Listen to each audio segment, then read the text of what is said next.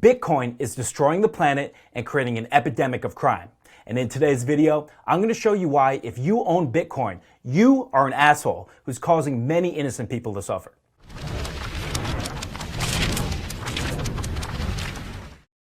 Alright, so let me explain that a little bit. If you own Bitcoin right now, I do believe that your ownership of Bitcoin is causing tremendous pain and suffering, much more than you realize. But I don't really think you're an asshole. I just think you're a little bit misinformed, just like I was a few years ago when I used to own cryptocurrency, and just like many of my friends and people I love that own Bitcoin are right now. And so I don't think that you guys are assholes. I just think you need to educate yourself a little bit more about the consequences of owning cryptocurrency. Now, in today's video, I'm not going to be talking about why Bitcoin is a bad investment. I think it's a bad investment too. But I made another video detailing the 7 reasons why, if you buy Bitcoin now, it's likely to lose you money. So go and check out that other video. I'll put a card on this video or check out the link in the description if you want to learn why Bitcoin is a bad investment. Today, I'm going to show you why, number 1, Bitcoin causes tremendous pollution, and number 2, Bitcoin causes an epidemic of crime. Alright, so the first reason why all Bitcoin owners are assholes is that Bitcoin destroys the planet through pollution and climate change. Now, Bitcoin mining consumes huge amounts of electricity. Most of this electricity comes from coal and other dirty fuels. And most likely this will never change since the market values renewable energy higher. People are willing to pay higher prices for that. And since coal energy is the least valued form of energy, it will probably always be the cheapest kind of energy. Because Bitcoin mining rewards people who get their electricity at the cheapest price, probably Bitcoin will always be mined with coal. If Bitcoin is adopted as a global currency, it would lead to so much coal burning that it would literally fry the planet and lead to a global apocalypse. Now, I know you think I might be exaggerating here, but I'm going to show you some numbers that show you that I'm not exaggerating. Alright, so this article in the Financial Times really says it well. Bitcoin's growing energy problem. It's a dirty currency. Read this article sometime if you have the time. Really great breakdown of why Bitcoin causes climate change, catastrophic amounts of climate change. I'm just going to walk you through a few of the highlights right here. Alright, so the first thing you need to note from this article is that Bitcoin consumes half as much electricity as the entire United Kingdom. Half as much as the entire UK, a huge country. Bitcoin right now consumes more electricity than Sweden, Ukraine, Norway, Argentina, and some huge industrialized countries. This isn't all cryptocurrency. This is only Bitcoin. If you included all cryptocurrency, probably it's even more than the UK right now. And you can see that this is just not sustainable. Bitcoin is only a small part of the world transaction volume. If it were to become all of the world transaction volume, we would all be drowning in a sea of pollution and the planet would literally burn. Alright, here's the next graph that you have to notice. 61% of Bitcoin is mined from non-renewable energy like coal, according to this survey. Now, this is a survey of mining companies. These mining companies have an incentive to exaggerate the percentage of renewable electricity that they're really using. So most likely it's 70 or 80% of it coming from coal. Not only this, but these are only professional mining companies. When you talk about people that are doing hobby mining, people that don't have a corporation, they just have, say, like a Bitcoin mining rig at their house, they're just plugging into the electricity grid. And we all know that most of the electricity grid is generated by fossil fuels. So probably 70 to 80% of Bitcoin is generated by fossil fuels. Alright, so here's the next thing you need to notice.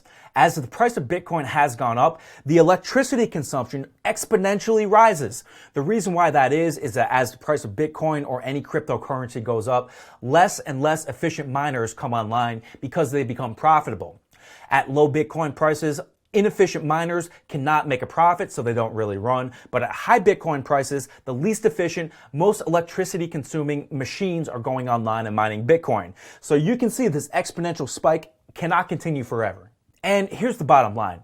Bitcoin alone could increase global warming past 2 degrees Celsius within 3 decades. So that would be assuming we eliminated every other source of pollution in the world. We shut down every power plant, every car, nobody heats their house or has lights anymore, shut down everything, and we only have Bitcoin. We still all die in a global apocalypse. That's how bad it could be if Bitcoin was adopted as the world currency.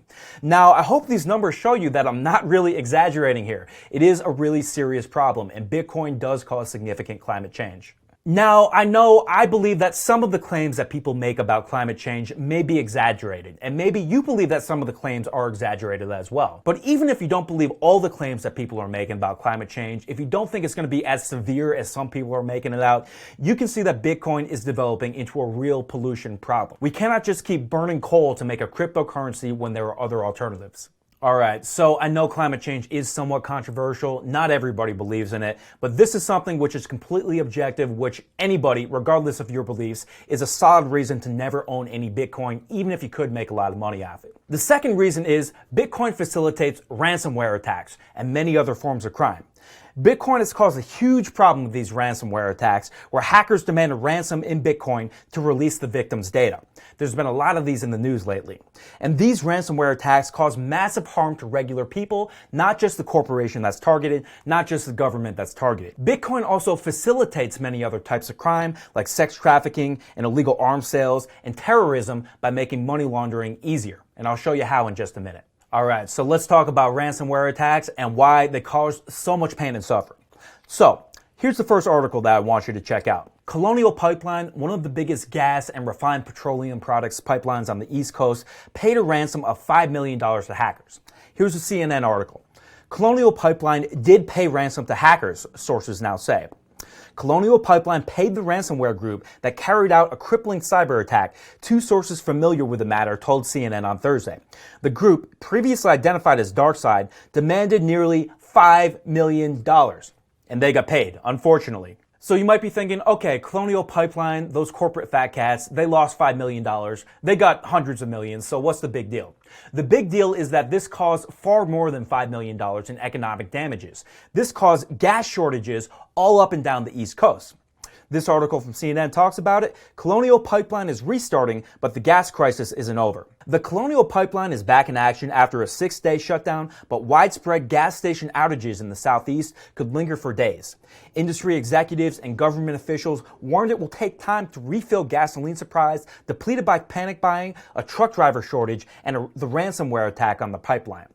As of 7 a.m. Eastern Time Thursday, a staggering 71% of the gas stations in North Carolina and 55% in Virginia were without gasoline, according to GasBuddy, a platform that tracks fuel demand, prices, and outages. So you can see many other states had similar outages all up and down the East Coast. People couldn't get to work. People couldn't go to the places they wanted to go. This really affected a lot of people's lives. And this wasn't just an inconvenience. There were ambulances that couldn't buy fuel. There were people that had heart attacks that couldn't get to the hospital. This ransomware attack actually had real consequences of killing people. So ransomware, it doesn't just affect the victim that's directly targeted. It affects everybody, because if you shut that business down, especially an essential business like a pipeline, everybody suffers. All right, so here's the next article that I want to point out. You might remember the WannaCry ransomware attack on the British National Health Service, or NHS. This was one of the worst ransomware attacks in history because it literally shut down hospitals. It shut down hospitals, held them for ransom, and until they got paid, they wouldn't let these hospitals back into their system. The WannaCry ransomware attack left the NHS with a £73 million IT bill. The WannaCry cyber attack swept through dozens of hospitals across the country last year, the United Kingdom, and cost the NHS a total of £92 million, new research has revealed. A report published by the government estimates the ransomware virus caused approximately £19 million of lost output and £73 million in IT costs. Some £72 million were spent on restoring systems and data in the week after the attack. Doctors and nurses were forced to cancel around 19,000 appointments after the virus locked down computers in 80 severely affected trusts in May 2017. So this was a real problem. A pipeline shutdown is bad, but a hospital shutdown is the worst. People don't get the surgeries they need, they don't have the cancer screenings they need, and this has really lethal side effects really fast. They could not have conducted this attack without Bitcoin, and Bitcoin facilitated the attack. All right, so here's the final article I want you to check out. Tough fight looms against ransomware epidemic. We scroll down a little bit, and we see this right here. At least $18 billion was paid to ransomware attackers last year, according to the security firm NCSoft, which found tens of thousands of victims so far in 2021. $18 billion. To put that in perspective, Amazon, you know, that huge company that sells everything to everybody, is in every business, made $11 billion in profit in 2019 compared to $18 billion in ransomware attack. That shows you the scale of the problem. Ransomware attackers are making more money than Amazon. So there's an epidemic of ransomware right now. It's the most severe problem, the most obvious problem caused by Bitcoin. Ransomware attacks would not be possible if cryptocurrency did not exist. If somebody demanded the ransom in US dollars, the US government's taking that ransom right back as soon as they get it. With Bitcoin, they might be able to do it. They recovered part of the Colonial Pipeline ransom, but it's very, very difficult, and it facilitates ransomware. But ransomware isn't the only type of crime that Bitcoin facilitates. Bitcoin also facilitates robbery. That's because it's very easy to steal Bitcoin and very difficult to steal US dollars. There's been incidents where $500 million was stolen from cryptocurrency exchange in one single heist. Never been any comparable incident with US dollars. Bitcoin also facilitates fraud. There have been hundreds of large-scale cryptocurrency frauds where somebody sold people an ICO or initial coin offering with some new coin. The whole thing was just a fraud and people lost millions of dollars. I have friends who have personally lost many hundreds of thousands of dollars due to cryptocurrency frauds. These type of frauds, again, fraud can take place in US dollars, but it's much, much less common. If you were selling an initial public offering in a company, it's much more difficult to commit fraud than an initial coin offering, where fraud is much more common and much easier. Bitcoin also facilitates illegal arms sales. That means sales of automatic weapons, RPGs, grenades, and other military-style weapons to gangs and cartels and other organized crime syndicates. It's very difficult for arms dealers to launder their money in US dollars. Very easy in Bitcoin. Prostitution and sex trafficking, same type of thing. Very difficult for these businesses to launder US dollars. Very easy for these businesses to get paid in Bitcoin and then very easily launder the money. Tax evasion. Now, I believe in paying as little taxes as possible, but I do believe that once the tax code is established, that everybody should follow the tax code. And people that are not just minimizing their taxes through legal means, but lying about their income and evading taxes are really cheating all of us. Bitcoin facilitates tax evasion. Again, it's not bulletproof. There are ways that the US government can catch you, but it makes it much easier for people to lie about their income and cheat everybody. Bitcoin also makes it much easier to evade US sanctions for groups like terrorists, for drug cartels, and for rogue states like Iran and North Korea. Iran and North Korea and Al-Qaeda and these kind of groups commonly use cryptocurrency to launder their money and to finance themselves. And then finally, an even more severe problem, which you might not even know about, is cryptojacking. And I'm going to explain cryptojacking in just a minute. Okay, so if you don't know what cryptojacking is, it may be the most dangerous form of cryptocurrency-related crime because it's almost completely undetectable. What somebody does is they install malware in your computer, and what it does is it hijacks a small amount of your processing power to mine Bitcoin. It's almost undetectable. Your computer just runs a little bit slower. Your electricity bill is higher every month. You don't exactly know why, and the hacker is mining Bitcoin with your computer using your electricity and making money off of your computer. Your computer wears out faster, it's slower, your electricity bill is higher, and the hacker wins at your expense. Now, let's read this article and find out how severe this problem is. Cryptojacking attacks rise as hackers try to exploit Boom.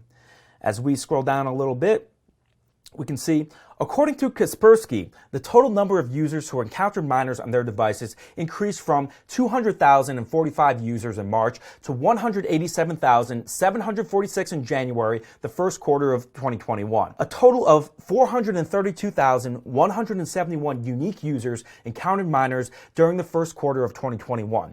And the number of unique modifications to miners increased by over 4 times, from 3,815 to 16,934.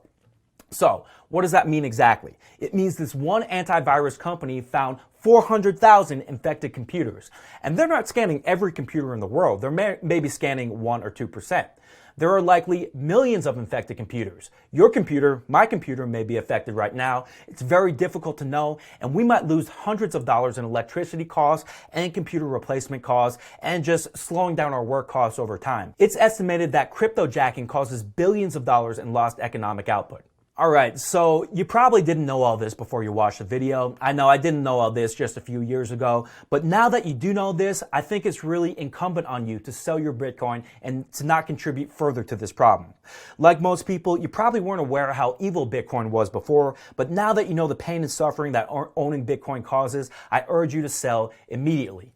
Even if you're not doing lots of transactions, your owning Bitcoin pushes the price up, it facilitates crime, and it pollutes the earth.